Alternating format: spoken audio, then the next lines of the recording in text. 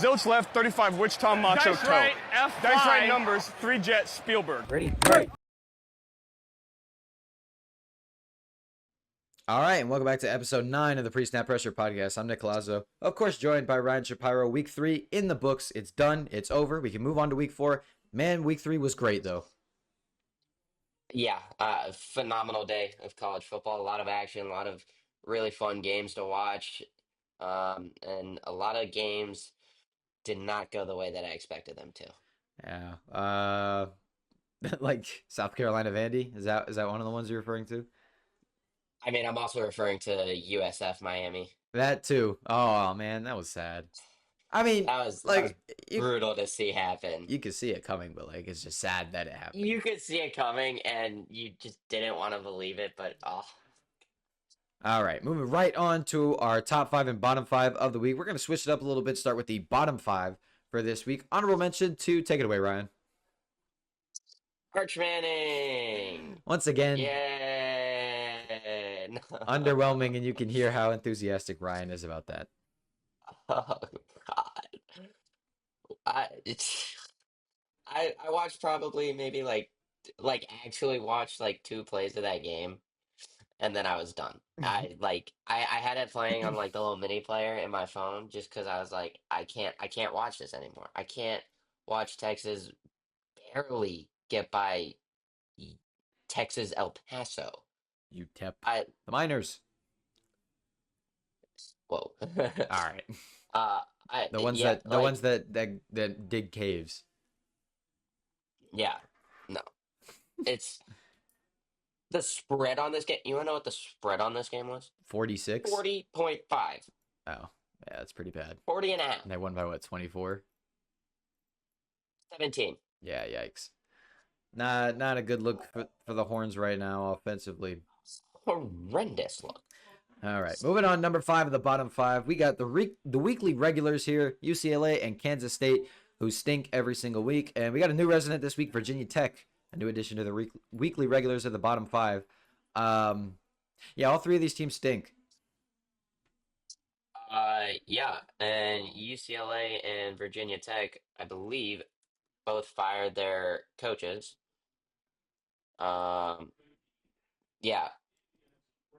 So Deshaun Foster and Brent Pry have both been fired. So, good looks for those 2 teams. yeah, well, it hasn't been much good looks to the start of the season.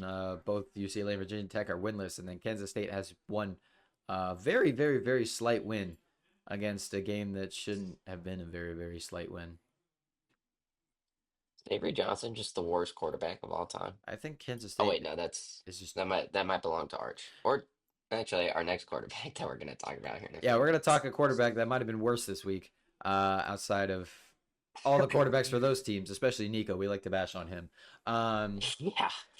Anyways, moving on, number 4. Speaking of Nico and a connection to him, Max Gilbert, the kicker for Tennessee, for having a leaf blower blow his kick off to the right. So what really makes him the bottom 5 selection is that he made literally the exact same kick about 10 minutes later.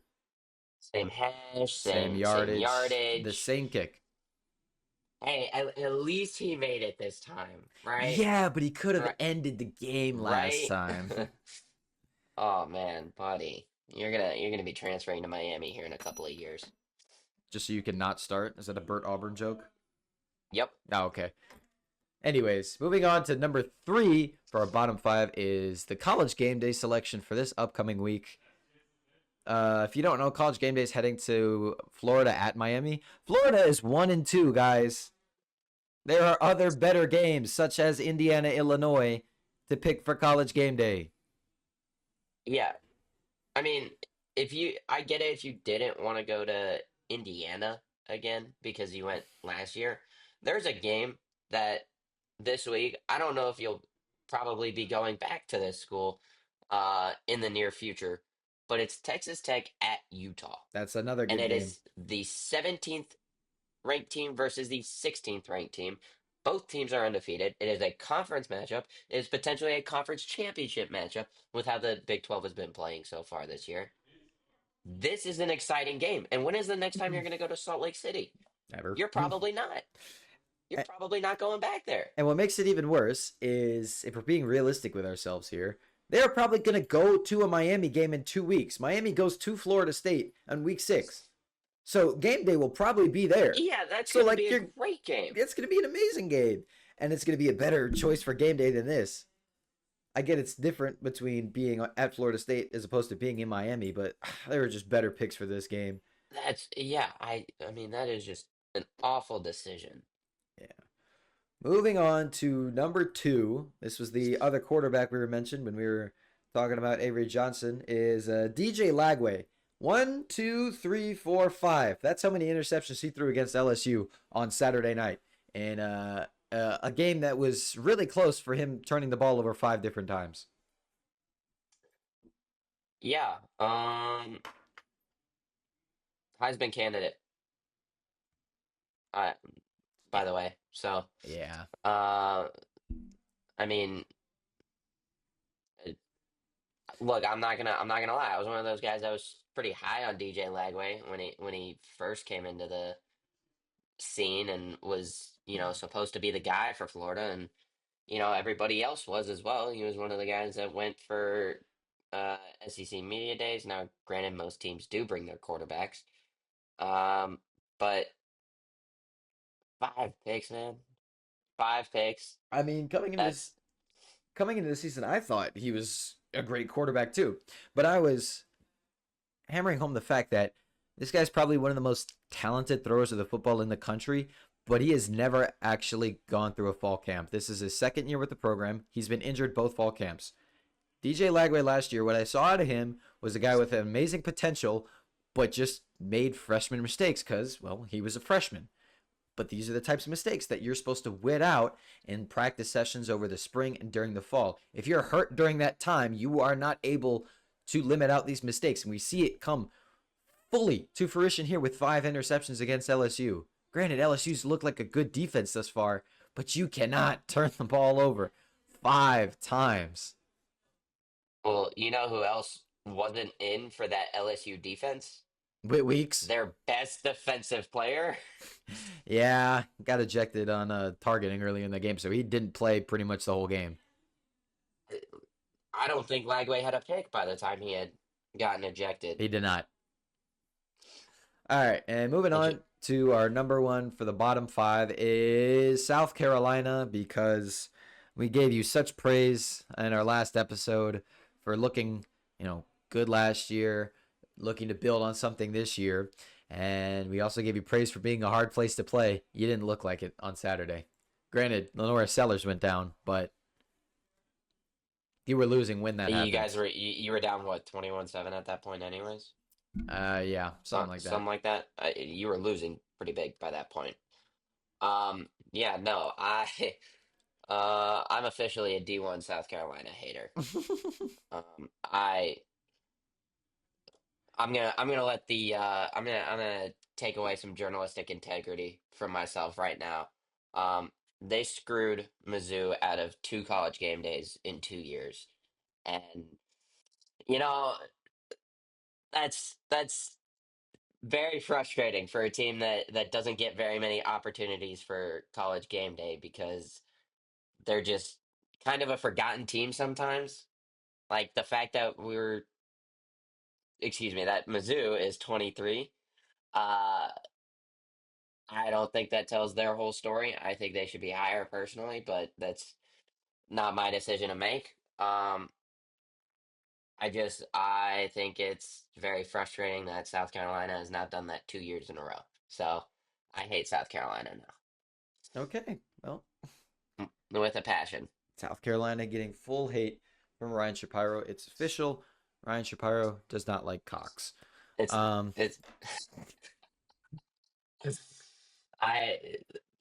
the rivalry is real now. Mm-hmm. All right, let's move on to our top 5 of the week, starting with an honorable mention for the top 5. North Texas, because did somebody hurt your feelings? There was no reason for you to do that to poor old Washington State. Go Mean Green, baby. That's awesome. I'm so happy for that. I looked at the score at halftime. It was like, what, 42-0 at halftime? It was, oh my gosh. It was 42-3 at halftime. Good lord. That made me so happy. I love seeing that. Drew Mestamaker, you What a name, by the way. you are making a name for yourself now. You're on the watch list for a transfer spot now. And kind of similarly, moving on to number 5 of the top 5, Old Dominion. Because also, what did Virginia Tech do to you? You made them fire their coach. Yeah, no, uh, Virginia Tech losing like that to Old Dominion, not only just getting destroyed by Old Dominion, but also getting destroyed by Old Dominion, I believe at home. Yeah, kind of made sense why their coach got the can. That just made South Carolina look horrendous. Which they That did. just made South Carolina look so bad. Which they did look horrendous, by the way. Which they already looked bad after their loss to Vanderbilt, but now they just look even worse. And Vanderbilt also doesn't look great because of that, but Vanderbilt still beat the crap out of Virginia Tech, so they're fine there. But South Carolina just looks horrible right now. I mean, nothing is going their way. All right, moving on to number 4 of the top 5, Texas A&M offense for getting it done on the road in South Bend, Indiana, 41 points. Marcel Reed, the completion percentage not really where you need it to be. He's 17 for 37, but he threw for 360 yards and 2 touchdowns. Mario Craver, wow, you with all the guys Texas A&M brought in the offseason, we all thought Casey Concepcion was going to be the best wide receiver addition. Craver's been amazing these first 3 games. What are you laughing at? I'm just laughing at the fact that A&M did this to them. I like You're surprised? This that's this isn't the type of game A&M typically wins, is it? no, it's not. They lost to this team last year at home, Yeah, and they didn't look good doing it either. I did not look good. Defense left a little bit to be desired. But Which, which we knew that coming into this game. Like the defense is a little questionable. They're giving up a little bit more than you would like to UTSA and Utah State, but I mean the offense. If the offense can do this, the defense just gotta figure a little bit of something out. I mean, they are the Cincinnati Bengals essentially yeah, um, also at this defense point. for Notre Dame breaking down. They put up 40 points. The Irish put up 40 points. You're gonna expect them to win. Did not Yeah, no, I mean you come out with should a victory expect to win when you score 40 plus. at any time, but especially if you're Notre Dame and you had a defense that pretty much carried you to a national championship last year. Yeah. All right, moving on to number 3 is Gunnar Stockton. I don't want to hear any negative things from any media personnel this week about Gunnar Stockton. Like I've been hearing too much over the first 2 weeks. Yeah, no, he looked good. Dude, he made the big plays when he needed to. He made the little plays when he needed to. The play calling is still questionable in my opinion. Some of the plays were not what you or I would have called in some of those situations, but it got the job done, and I think a lot of credit to Georgia for getting back into that game in the third quarter. Um, I know they were down heading into the fourth because of a 56-yard touchdown that You didn't like the questionably call? was offensive pass interference. I I think think it was personally. I don't think I thought it was as much as you. I mean, because granted, to the official, if they didn't call it on that one, they didn't call it on the last touchdown to London Humphreys, who had a similar No, and type of arm extension, but not really yeah, uh, no, uh, and uh that's like a manipulation of where the defender was going. So good on them for being which is consistent. totally fine. If you're not gonna call something, just be consistent about it. And honestly, that's fine by me. If my dad and I always say for baseball, if you're gonna be a sucky ump, at least be a consistent one. And if you're consistent, fine, you can adjust. But um, Yeah, no. Anyways, credit to Georgia for getting back into that game in the third quarter, killing about half the clock on their opening drive, 14 plays, 75 yards, 7-minute, 41-yard drive, and a touchdown. That's exactly what they needed to do on that opening drive. Just slow the game down as much as possible. All right, moving on to number 2 of the week, Ahmad Hardy. He had a lot more rushing yards than a lot of quarterbacks did passing yards this week because he had 250 of them against Louisiana. Dude, I don't care if it was Louisiana Lafayette. That's an awesome game for anyone, I mean, and he was the guy. that's this Missouri team brought him in to be the guy because Yeah. I mean that's Missouri loves running the football and they really couldn't do that all too well last year, so they went out and they got a really good running back to do so. I mean, 22 carries, 215 yards. That's it's more than 10 yards a carry. Yeah, I mean, It's insane. it's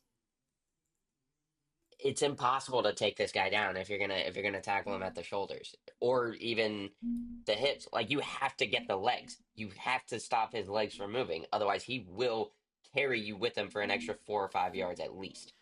It's even hard. And he's got insane ball carrier vision. He's quick. He makes one cut and he goes. And he seems like he's the type of guy that's just hungry to run. Like he'll get super frustrated when he gets like shoestring tackled for like 2 yards shy of a first down or something like that, and then he'll go for 25 yards on the next run. Yeah, I mean, He's just awesome to watch. the guy is insane. I'm really excited to see how he performs against SEC defenses. Missouri taking on South Carolina next week, so we'll look into that in our next episode. Anyways, moving on. Number 1 of the top 5 of the week. 2 big time upsets: Georgia Tech and Vanderbilt getting it done against teams that were favored. Clemson falling to Georgia Tech, and then South Carolina falling to Vandy. Vandy did that on the road. Georgia Tech was at home. But still, 2 big wins for some programs that flew under the radar before the season. Yeah, I mean Georgia Tech, everybody knows them now. Clemson, unranked by the way, uh, which rightfully so. They have looked horrible. Cade Klubnik has not looked like what he was supposed to be. He has not lived up to expectations, unfortunately.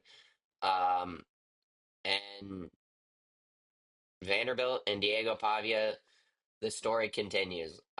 Diego Pavia has brought new life into that program, as has Clark Lee, their head coach. I mean, they've just all looked amazing, and I'm excited to see where that story continues. Uh, and Diego Pavia is the one person that has believed in Vanderbilt this year, saying that he's come back or because he believes that this team can win a national title, and you know what? He's showing right now that they can. Right now, they're doing the best they can. 3-0 start and starting off conference play with a win. Um, That is it for the top and bottom 5 of the week. We had a lot of big droppers in this new AP poll. Notre Dame dropped 16 spots. South Carolina dropped from 11 out of the poll. Clemson dropped from 11 or from 12 out of the poll, and then USF dropped from 18 out of the poll. It's not really a good time to be in the state of South Carolina and play football right now, is it? Not at all. All right, moving up to our discussion points for this week. Ryan, 3 weeks into the season, some teams have played 4 games, but there seems to be an established trend across all of college football. QB play in total is down this year. We've had a lot of disappointing games for some QBs that we thought were going to be great this year. Why is my question. Look, me personally, I mean, I don't think it's that defenses are that much better because I mean, you've had great linebackers throughout all of, football history. You've had great linebacker play, great cornerback play throughout all of this. It's just, I don't know what about it is so difficult for quarterbacks right now, but I mean, I'm gonna say it. I think it's just the fact that NIL is such a big deal and quarterbacks like decision makings and where they want to go right now because, like, Garrett Nussmeier is supposed to be a big time quarter. I don't know how much NIL money he's getting. He's supposed to be a Heisman favorite, but he got outgained by DJ Lag picks. Who threw Um, 5 interceptions. So yeah, he threw 5 interceptions. That's not a good game in the slightest bit. That's probably gonna be his worst game probably of his college career. Um, On3 has his you've got valuation at $4 million.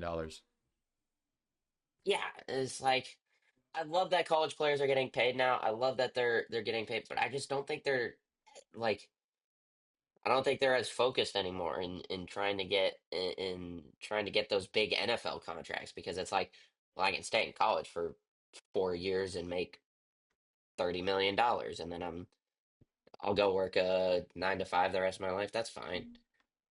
I'm not gonna, if I don't make the NFL, it's not the end of the world. I've got $30 million in my bank account. You've got guys like Nico Iamaleava, who went to UCLA or who went into the transfer portal because he was like, I think I'm worth more than what Tennessee is offering me, and actually went for less money than what Tennessee offered him. And now look at what happened to UCLA. UCLA is awful right now. Nico Iamaleava, awful.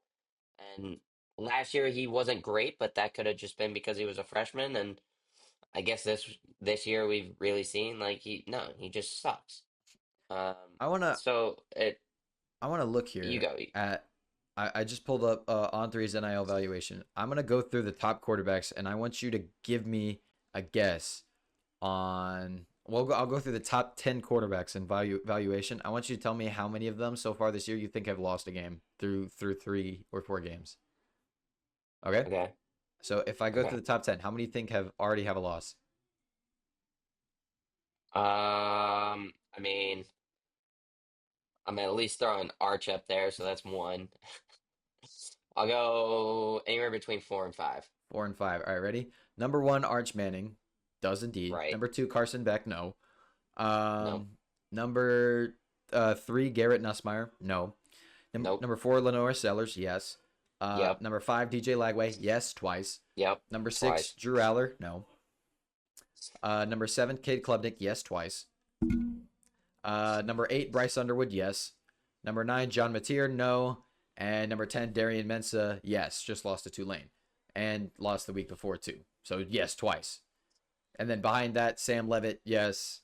Taylon Green, yes. CJ Bailey, yeah. Like, these guys just aren't winning games. Like, even with these high price tags, they're just not actually performing the way that they're advertised. I think the only quarterbacks in my opinion that have looked good are Carson Beck Yes. and Drew Aller. That in that top 10, I guess Mateer. John Mateer as Mateer, well. yep. John Mateer. But like those are the only three quarterbacks in the top 10 in NIL evaluations that have looked even remotely good.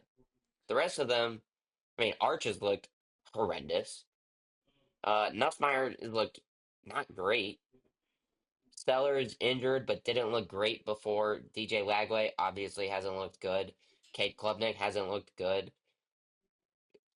Like no quarterbacks are just good right now I or are great even. I would like to make an additional point talking about NIL and how it's affecting quarterbacks. There's also a hidden effect I think it has, and it comes from the trenches. Over the last few years, more and more defensive coordinators have included more and more stunts or gimmicks for their pass rushes to make them better. In addition to that, that's made defensive lines better in terms of rushing the passer. And going along with that, I feel like or at least along the top teams, offensive line play is down because of NIL. Because there'll be, before 10 years ago, before NIL, all the best guys were in, the same 15 or 20 places, right? That's where all the 5 stars went. Right. Now, in the age of NIL, you will just have a random tackle out at Lord knows where, making $1.5 million bucks. And that takes us I'm pretty sure Maryland has a 5-star a 5-star D defensive edge. lineman. The defensive edge, Yeah, exactly.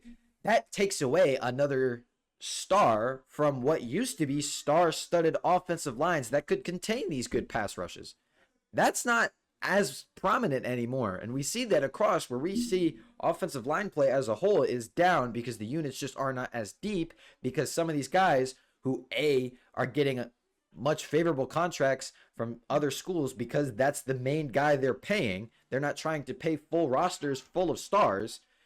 And B, right. there are guys who are behind these starters who want to play and play now.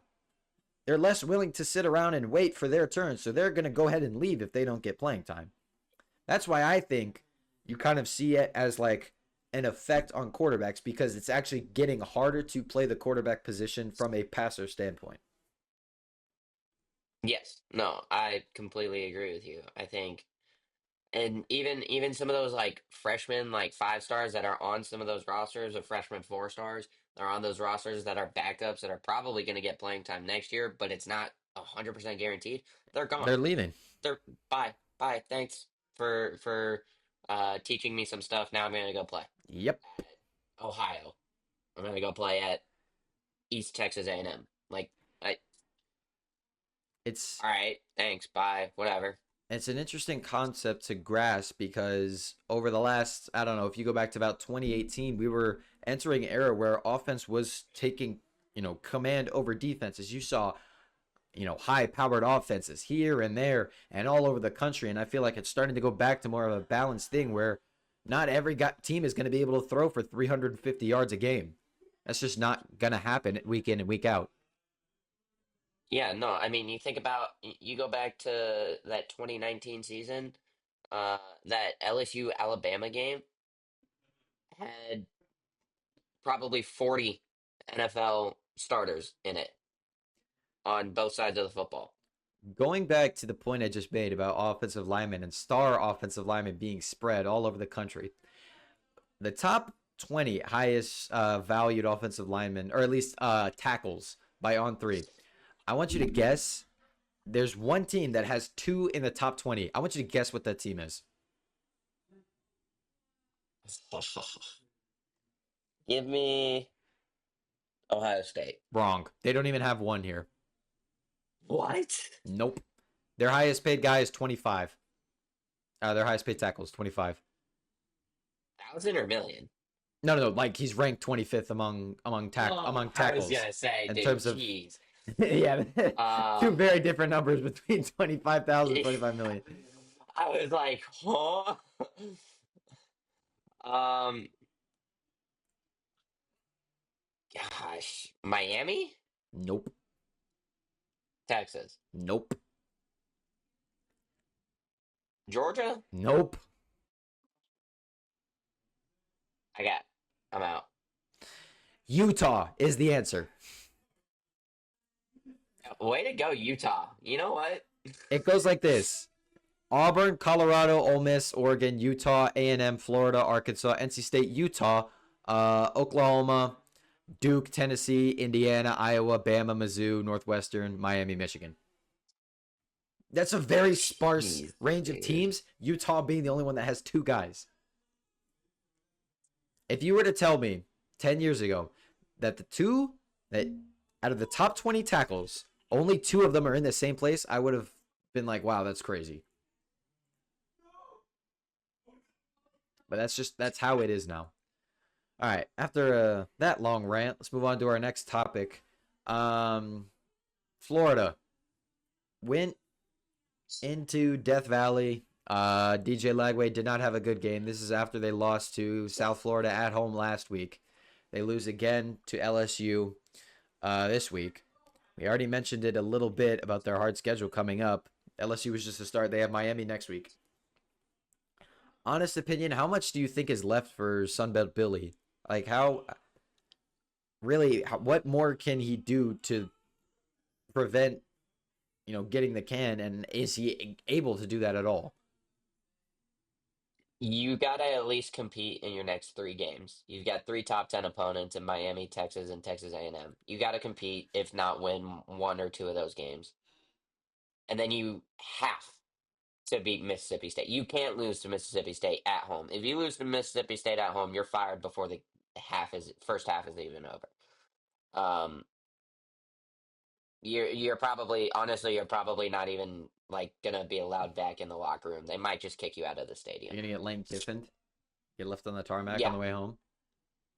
yeah, exactly. You're not like security's gonna rough you up on your way out. You go So back to, I believe, 2022 was Napier's first year. Um, all the losses from that season: 20th ranked Kentucky, 11th ranked Tennessee, unranked LSU you lost to, unranked Vanderbilt you lost to, and then you just didn't even compete with Oregon State in a bowl. You had a couple other losses here to Texas A&M and Georgia and Florida State. That's fine. It was his first year. I like you. I don't really judge first years. By the way, yeah, looking at this right now, did Anthony Richardson have a child? I'm looking at their season, and the stats say his name is Richardson Senior now. That's funny.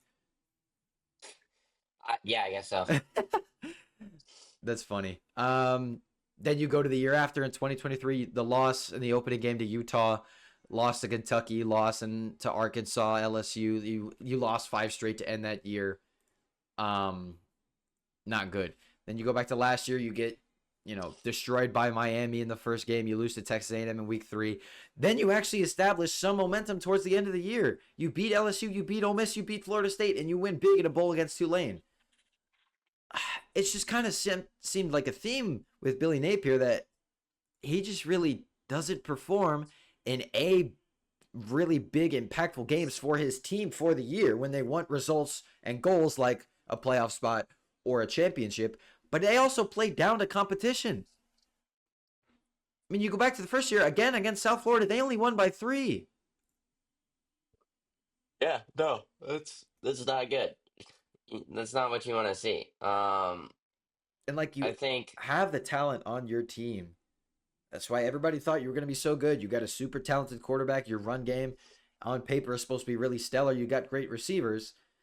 Your defense was looking good towards the end of last year. You kept a lot of guys. What's just been the issue? I I don't know, dude. I don't I know mean, it's the either. same question. Yeah, it's the same questions you have about any coach that just isn't quite there.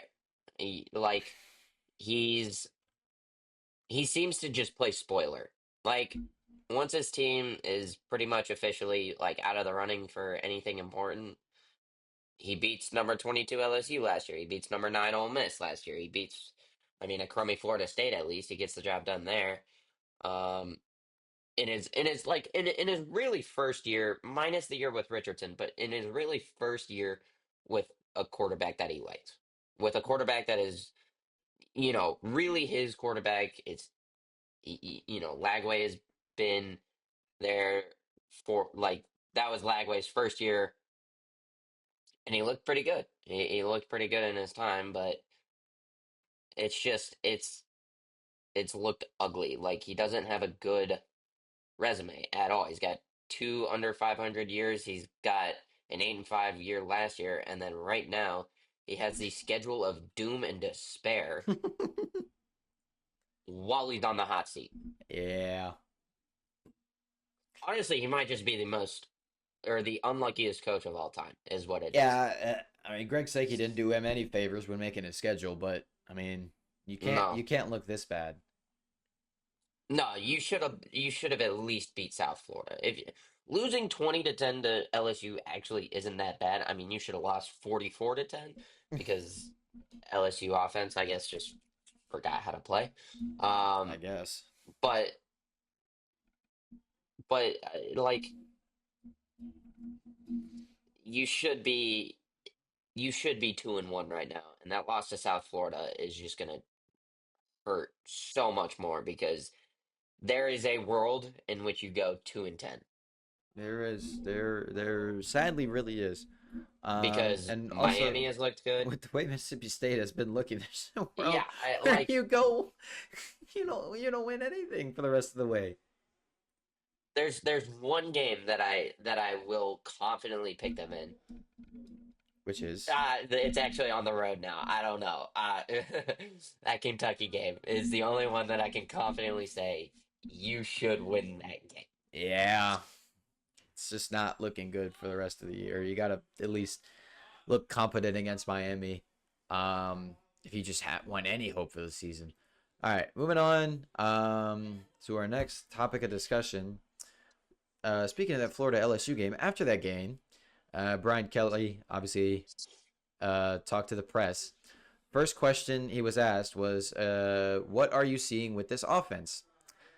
Well, it appears Brian Kelly didn't really have that fun of a time last night because he responded with, "Stop, really? Is that the first question?" So he wasn't really fond of that or any questions to follow. The reporter then said, "All right, how about on third down then? What's going on third down?" Kelly goes, "It's one game. Last year we were great, or last game we were great on third down. You're looking at this from the wrong perspective. Blah blah blah blah. LSU won. We won the game. I don't know what you want from me. What do you want? You want us to win 70-0 against Florida to keep you happy?" And then the reporter doubles down and says, "No, I think people want to know why you can't run the ball, quite honestly." Which Kelly replied, "We can run the ball. You see the last play of the game? That's all you need. You need one." Frankly, this reporter kind of had a point, and Kelly, I don't know, it was a little snappy. But I feel like they kind of fell out of it when they asked why they can't run the ball. LSU did run the ball pretty good last night, or on Saturday, 4.6 yards a carry. So Kelly went on to then call this reporter, and I guess just genuinely anyone who asks these questions like this, that they're spoiled for thinking that every game is going to be all sunshine and rainbows and every game is going to be perfect. What do you think? I am kind of on the reporter side on this one. I think it's like it's the reporter's job to ask these questions. Like, and as a coach, this is something that you have to deal with, and I get it. You're probably frustrated at your offense too. You probably think you should have done better offensively because five turnovers through the air is you know you should be winning that game by 30 plus, to be honest, or you should score 30 plus, and they didn't. And I think with an offense that was supposed to be top five this year, that looked like it was going to be top five. You've got one of the best receiving cores. You've got one of the Heisman favorites as your quarterback. This team should have been, or this offense should be doing a little bit better. And it's like when you ask those types of questions, obviously a coach might not be happy about it. Like they might just disregard you and like yeah, LSU averaged 4.6 yards a carry, but take away 51 of their yards, or that 51-yard run, and that is splitting their entire run game in half. I mean, Now sure. you're down to 21 carries for 51 yards. And obviously, like, yeah, a 51-yard run, like, anytime you bust one of those out, great, awesome, great run. Like, you're not going to get those every game, and that's fine. That's totally fine. But the fact that Brian Kelly snapped at him after he asked, or after the reporter asked, you know, why is what's going on with the offense right now?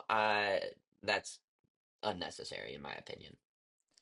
I mean, I think it could have been better interaction on both sides of that I think conversation. you're right. Obviously, as a reporter, you need to, if a coach obviously doesn't like the type of question you ask, don't, get snappy and respond back with two similar questions of the same, obviously to just stir the pot. But Brian Kelly, I get you might have had a long night and you're frustrated about some things, but even if that's the first question, at least try to be respectful and answer it.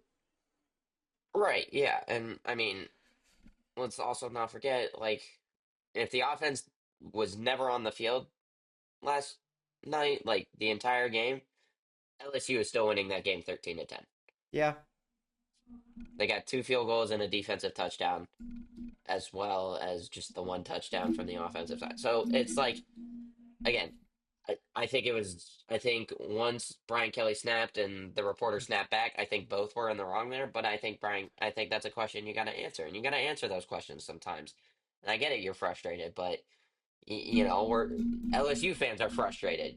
This is you're like I don't want to be that guy, but you're in year 4, I believe, and the last couple of head coaches at LSU have all won in their first 3 years. So The last three have all won in year number 2. sorry, year 2. Yeah, exactly. So the last 3 head coaches at LSU have all won in year 2, and you're in year 4. So your leash is actually pretty long right now. So um, I think that was uncalled for that Kelly snapped back, and again, I think both were in the wrong after that. All right. All right, let's go ahead and move on to our games for week 4. Got 6 of them highlighted for you. Starting off, oh, hold on. Before we go into this, we're not talking about Miami, Florida, because we already shared our thoughts on the matter. Florida's 1-2. Miami's looking really good. Hmm. We both think Miami is going to win that game. If this comes back to bite us and Florida ends up winning that game, then Great. I whatever. don't care. I don't care. First game, Indiana, Illinois, where I think game day should have been. 100%. What are we thinking? Give me the Illini. Luke Altmaier has looked great. 700 yards and 8 touchdowns through 3 games, no interceptions. Give me the Illini for the road upset. Both these teams have looked good in their first 3 games. Granted, they haven't been against top tier competition. Give me Indiana just because, home environments. It's really the first test for Illinois this year. So yeah, give me Fernando Mendoza, who's also been looking really good. So is Altmaier, but Yeah, wow. both these guys have looked really good. They're both looking actually about the same. Yeah, give me Indiana in a very, very close game though. Yeah, I'm actually. The more I look at these numbers, the more I'm getting excited to watch this game. All right, moving on to our next game, Texas Tech and Utah, where you think game day should have been. Again, 2 teams that, at least for the most part, have looked okay. Utah a little funky last week. What was it, like 3-0 at halftime? Yes, it was like 3-0 in a point where it shouldn't have been 3-0, but 131-6. So Yeah, they were playing Wyoming. Yeah, we were watching that game. But it was just questioning. But just seeing it pop up on the scoreboard every now and then. You're like, huh? Interesting. Anyways, at Utah in Salt Lake, 16 ranked Utah, 17 ranked Texas Tech. So according to the general media, 2 very evenly ranked teams, and they're both now, I guess, looking for that Big 12 playoff spot with Kansas State and Arizona State both losing on early in that race. So it's gonna be a big game here. I'm gonna take I'll take Utah. Okay. Give me the Red Raiders. As much as I have a distaste for them, I'm still big on Utah, and I'm still a little bit questionable on Texas Tech, but they've been showing up and showing out every week so far. So I think this big money defense and this offense that's been clicking so far, I think they're going to get the job done in Salt Lake. But I think this is going to be a phenomenal game. This is probably the 11 a.m. game that I will be watching. Um, it looks like it's going to be an exciting game. All right, next game, Oklahoma and Auburn in Norman. This decision was gonna be hard for me up until yesterday, Saturday, Yeah. when Auburn just didn't look good against South Alabama. They looked good the first 2 weeks of the season, and then just didn't look very good against an inferior opponent. Oklahoma, on the other hand, has looked really good. John Mateer looks like a Heisman frontrunner currently. And with the game being in Oklahoma, yeah, give me the Sooners. Yeah. Give me Oklahoma. I think the home environment is really good in Norman, and I think between John Mateer and Jackson Arnold to get the job done, I think Jackson Arnold's going to have a really fun time back in Norman, especially after the season he had. So Yeah, he's gonna give get me Oklahoma. some not very pleasant reception from Yeah, those those fans are crazy over Sooner there. fans down in Norman. Let's go over to the Big 12, Arizona State and Baylor. Um, I'm gonna go the Bears on this one. At home for them. Yeah, Yeah, yeah, I've liked the way they've looked better than the Sun Devils, and Sawyer Robinson looks like a Heisman candidate. We've been saying it since the preseason. He's looked the part the first 3 weeks.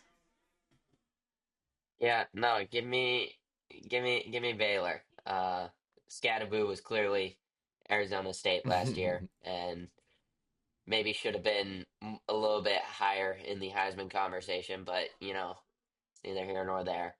Um, but yeah, give me the Bears. I like the Bears. All right, in agreement, their next game go over to the Big Ten.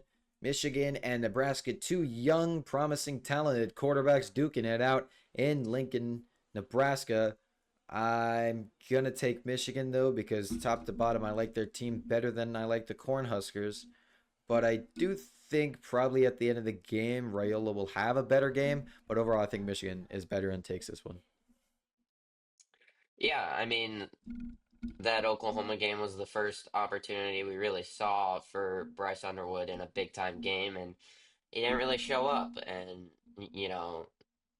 really had a tough game, and came back this week and 235 yards and a touchdown in the win against Central Michigan 63-3, by the way. Yeah. I just I think it's another tough home environment. I think Dylan Raiola, as much as he likes to play like Patrick Mahomes, just has experience over Underwood. And I think Nebraska is going to shock a lot of people this week. And I think they're going to start the season 4-0. Wow. Not a bad pick. I like both these teams. Spread for this game is what, 1.5 for Yeah. Michigan? Yeah. I think these are two. This is gonna be another close game, I think. But yeah, just I'm gonna give a slight edge to Michigan with a emphasis on their good running game. Yeah. Yeah, through 3 games, Justice Haynes has 388 yards. That guy's good. All right, and moving on to our last Is he? game. Is he Nick? Is he Nick? Yeah, he's pretty good. He's pretty good. We didn't really get to see it last year because Alabama's leading rusher was Jalen Milrow, but he's pretty good. All right, last game of the week, Mizzou, South Carolina. South Carolina coming off that tough loss against Vandy, got smoked. They lost their quarterback. It was at home as a season where they had high expectations and they lost their first conference game. And then they go on the road to Columbia, South Carolina to play a Mizzou team that's been looking really good through the Columbia, first. South Carolina? Did I say Columbia, South Carolina? You said Columbia, South Carolina. The other Columbia, Missouri. To face a Mizzou Tiger team that looks really, really good through the first 3 weeks. Shut up. Stop laughing at me. I'm not laughing. Mm-hmm. Anyways, yeah, give me Missouri. Yeah, this isn't even a question. Not only has the Tiger offense looked, I mean, near perfect. They've had a couple of slips here and there. Uh, the Tiger offense is like near perfect. The Tiger defense is like near perfect. Josiah Trotter has fit perfectly. Ahmad Hardy, a running back, has fit perfectly. Kevin Coleman Jr. is the next coming of Luther Burden, apparently. Apparently. And stack it up on top, stack that on top of the fact that Columbia, Missouri has been one of the hardest places to win in the last 3 years. Um, Also, Lenore Sellers, I don't know if he's questionable or if he's not even playing this week, but give me the Tigers. Uh, It's not even close. And it was a what's the spread right now on that game? uh, spread is ESPN does not have one. No, they don't. Yeah, Lenore Sellers suffered a diagnosed concussion against Vanderbilt. Not his availability for this game against Mizzou is questionable. I've seen quarterbacks come back in weeks from diagnosed concussions before. Yeah. So he's not indefinitely out, but as of right now, it's not looking good. So yeah, and so the consensus is that Missouri is favored by 3. Okay. Yeah, I'm gonna go Mizzou here. Yeah, no, I'm gonna hammer that spread, by the way. All I right. think the spread should be minus 27.5. Whoa. Okay, that's a big spread. Hold on. I'm going that far. All right then. You looked horrible at home against Vanderbilt. There's no way you look good on the road. All right. Well, that's the 6 big games we have for you for our picks. We already, once again, not talking about Miami, Florida. We already know what's going to happen there, or at least we already think what we know what's going to happen there. If we're Yeah. wrong, oh well. Anyways, that is going to do it for episode 9 of the Pre-Snap Pressure podcast. To another good week of college football. We will see you guys next week.